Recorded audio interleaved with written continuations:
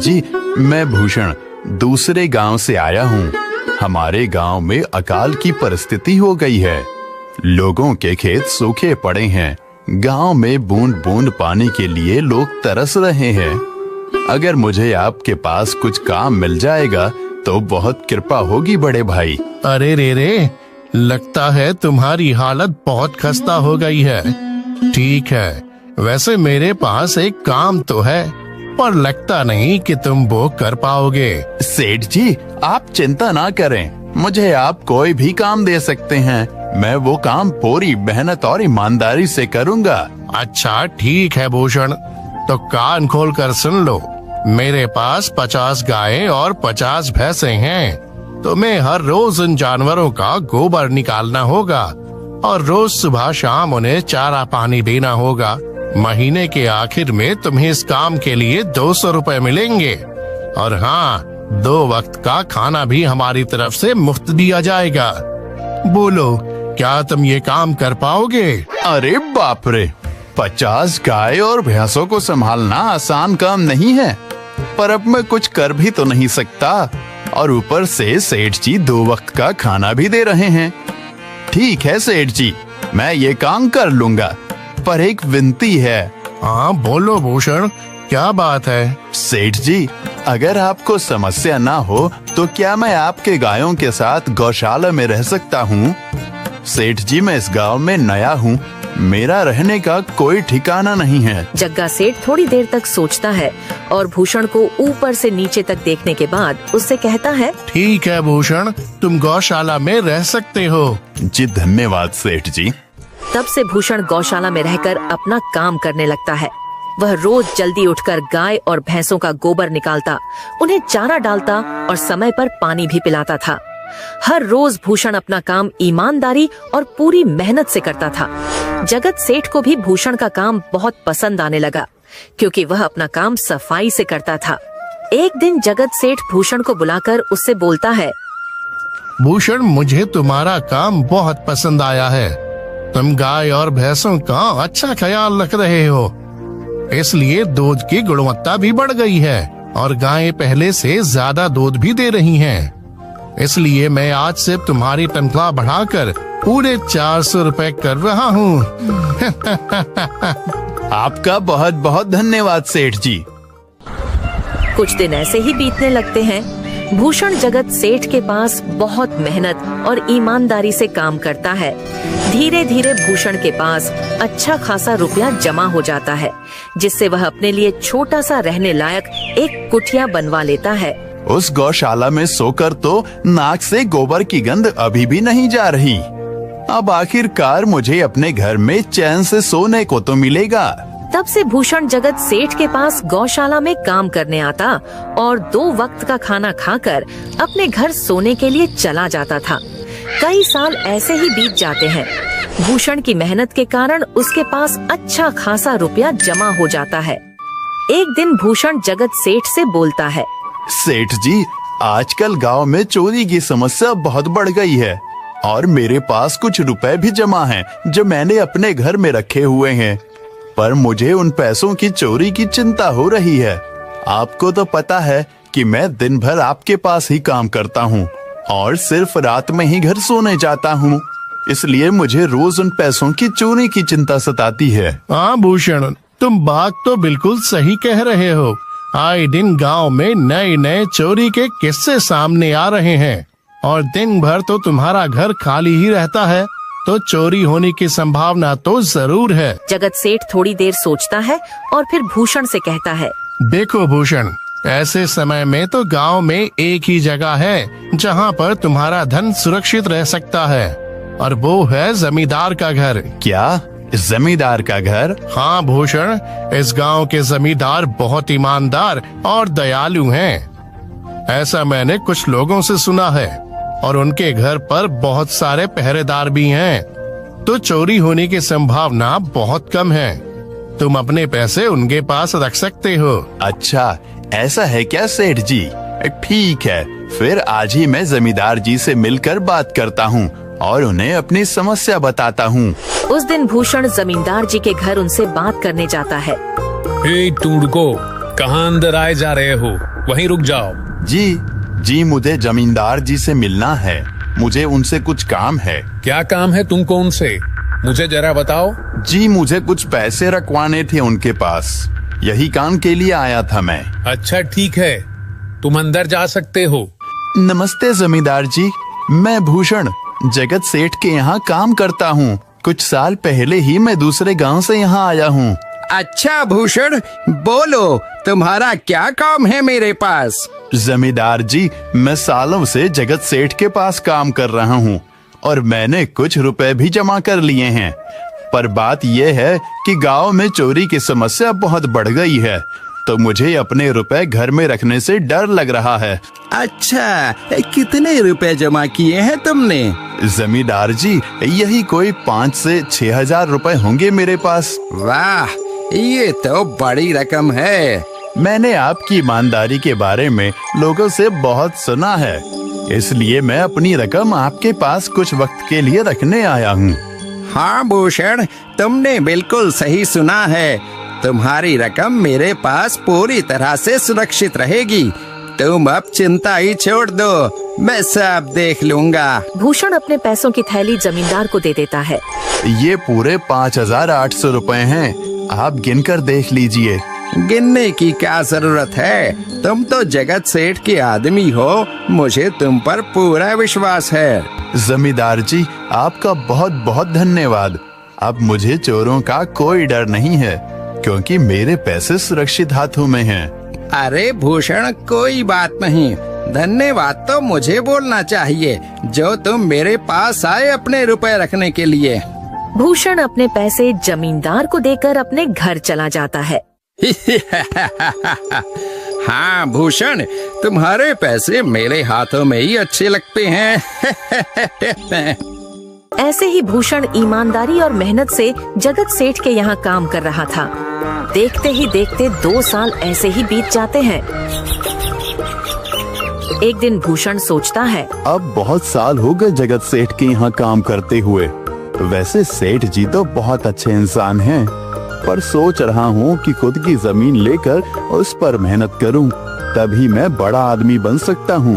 अब जो मेरे पास थोड़े कुछ पैसे हैं और जो जमींदार के पास कुछ पैसे संभालने के लिए दिए हैं, वो जमा करके थोड़ी जमीन खरीद लूंगा। आज ही जमींदार से मिलने जाता हूँ और अपने रुपए मांगता हूँ। ये सोचकर भूषण जमींदार जी के घर चला जाता है। जमींदार जी, मैं अपने रुपए वापस लेने आया हूँ। आपके पास मैंने 5,800 रुपए दिए थे संभालने के लिए। अरे भाई साहब, मैंने पहचाना नहीं आपको। वैसे कौन हो आप? अरे जमींदार जी, मैं भूषण हूँ। पिछले साल मैंने आपको पैसे संभालने के लिए दिए थे, याद आया कुछ? अरे भाई साहब, मेरे पास कितने सारे लोग आते जाते हैं पैसे रखने के लिए, और सभी के साथ मेरा अच्छा व्यवहार होता है। वैसे आपके पास कोई कागजात हैं क्या? क्योंकि मैं हर व्यक्ति से कागज पर ही व्यवहार करता हूँ। किसने कितने पैसे दिए, किसके कितने पैसे रखे हैं, सबका व्यवहार रहता है मेरे पास। जमींदार जी, ये आप क्या बात कर रहे हैं? आपकी ईमानदारी देखकर ही मैंने आपको पैसे दिए थे संभालने के लिए, और आप अब ऐसी बातें कर रहे हैं। कृपया करके मेरे पैसे मुझे वापस कीजिए। हाँ भूषण, मैं ईमानदारी से ही काम करता हूँ, इसलिए तो तुमसे मैं डॉक्यूमेंट्स मांग रहा हूँ। क्या तुम्हें पता नहीं, जब तुम किसी से पैसों का व्यवहार करते हो तो तुम्हें स्टाम्प पेपर पर लिख कर देना पड़ता है। तुम किसी से भी पूछ सकते हो। नहीं जमींदार जी, मैं आपके पैर पड़ता हूँ, कृपया करके मेरे रुपए मुझे दे दीजिए।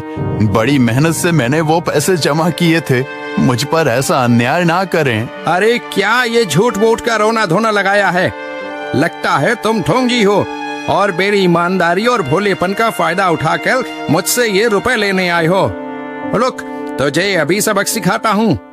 जमींदार अपने आदमियों को बुलाकर भूषण की पिटाई करने को कहता है। इसे तब तक मारो जब तक ये बेहोश ना हो जाए। इस 2 कौड़ी के आदमी ने मेरी ईमानदारी पर सवाल उठाया है, इसे छोड़ना मत। जमींदार के आदमी भूषण को डंडे से खूब मारते हैं। फिर भूषण दुखी होकर अपने घर चला जाता है। भूषण के शरीर पर घाव के निशान स्पष्ट दिखाई दे रहे थे।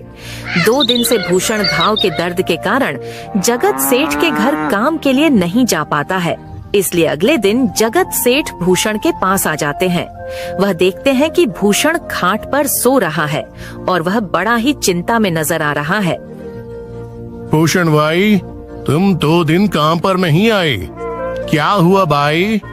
तबीयत ठीक है ना तुम्हारी? कुछ समस्या है क्या? अरे सेठ जी, आप खुद यहाँ आए हो।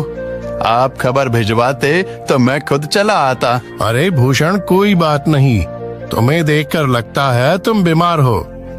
क्या हुआ है तुम्हें? जगत सेठ, क्या बताऊं, जिस जमींदार के पास पिछले साल मैंने अपने पैसे संभालने को दिए थे, वो आज मुझे पैसे वापस नहीं करना चाहता। वो बहुत लालची इंसान है, वो लोगों को ठग रहा है। और जब मैंने बाद में गिड़गिड़ाना शुरू किया तो उसने डंडे से मार मार कर मेरी पिटाई करवा दी और मुझे वहां से धक्के मार कर निकाल दिया। अरे बाप रे, ये तो बड़ा ही गंभीर विषय है। मैंने तो जमींदार के बारे में अच्छा ही सुना था, पर मुझे भी नहीं पता था कि वो इंसान इतना गिरा हुआ है। तभी मैं सोचूं, हर साल उसकी संपत्ति इतनी ज्यादा कैसे बढ़ रही है। मुझे माफ कर दो भूषण, मैंने ही तुम्हें जमींदार के पास जाने को बोला था। गलती तो मेरी भी है। नहीं जगत सेठ, आप तो मेरा अच्छा ही सोच रहे थे। ये तो उस जमींदार का लालच है। अब लगता नहीं मेरे पैसे उस जमींदार से वापस मिलेंगे भी। भूषण, मेरे पास एक तरकीब है जिससे मैं तुम्हारे पैसे तुम्हें वापस दिला सकता हूँ। जगत सेठ भूषण के कान में सारी तरकीब बताता है। ठीक है सेठ जी, हे ऊपर वाले, ये तरकीब कामयाब होने दीजिए। अगले दिन जगत सेठ बहुत सारे पैसों को एक सूटकेस में भरकर खुद जमींदार के घर जाता है। अरे जगत सेठ, आज आप खुद यहाँ? बोलो भाई, इस गरीब के घर कैसे आना हुआ?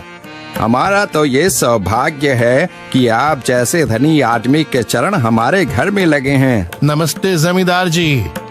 अरे जमींदार जी, आप तो मुझे अब लज्जित कर रहे हैं। वैसे मैं कुछ महीनों के लिए दूसरे राज्य में व्यापार करने जा रहा हूँ। मैं ये लगभग 50,000 रुपए लाया हूँ।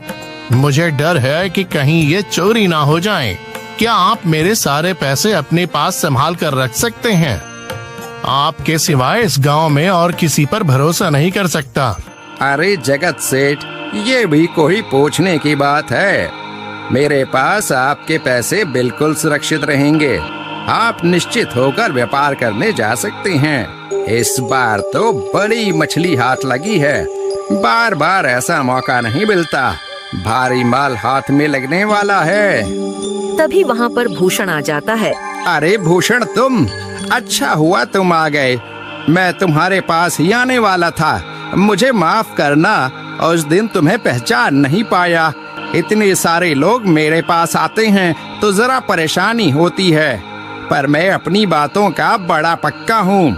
हाँ रुको, मैं तुम्हारे सारे पैसे अभी देता हूँ। जमींदार भूषण के सारे पैसे उसे लौटा देता है। माफ करना भूषण, मेरे आदमियों ने तुम्हारे साथ उस दिन बदतमीजी की। मैं आज ही उनको काम से निकालता हूँ। भूषण बिना कुछ बोले वहाँ से चला जाता है। अरे क्या बात है जमींदार जी, आप तो अपने बातों के बहुत पक्के हैं। तो ठीक है, मैं अपने सारे पैसे आपके पास रख सकता हूँ। जगत सेठ इतना बोल ही रहा था कि तभी वहाँ जगत सेठ का नौकर आ जाता है। मालिक, अब आपको बाहर के राज्य में जाने की कोई जरूरत नहीं है। अभी अभी व्यापारियों का संदेश आया है और उसने कहा कि वो खुद हमारे गांव आ रहे हैं। अरे ये तो बहुत बढ़िया बात हुई। अब मुझे इतनी दूर नहीं जाना पड़ेगा। सुन रहे हो जमींदार जी, व्यापारी यहाँ आ रहे हैं। अब मुझे नहीं लगता कि ये पैसे आपके पास रखने का कोई मतलब होगा। चलो, आपका बहुत बहुत धन्यवाद। आपने इतनी ईमानदारी दिखाई मुझे। हाँ, पर अगली बार जरूर आपके पास ही आऊंगा। ऐसा बोलकर जगत सेठ और उसका नौकर वहाँ से अपने पैसे लेकर चले जाते हैं। धत तेरी की, ये क्या हो गया? ये 50,000 तो चले गए और जो भूषण के 5,800 रुपए हड़प लिए थे वो भी चले गए। आपका बहुत बहुत धन्यवाद सेठ जी। अगर आज आप ना होते तो मेरी सारी जमा पूंजी वो जमींदार हड़प लेता। भूषण, कोई बात नहीं। जो व्यक्ति मेहनत और ईमानदारी से कमाता है, ऊपर वाले उसका कभी बुरा नहीं होने देते, और जो हराम की कमाई का खाता है उसका कभी अच्छा नहीं होने देते।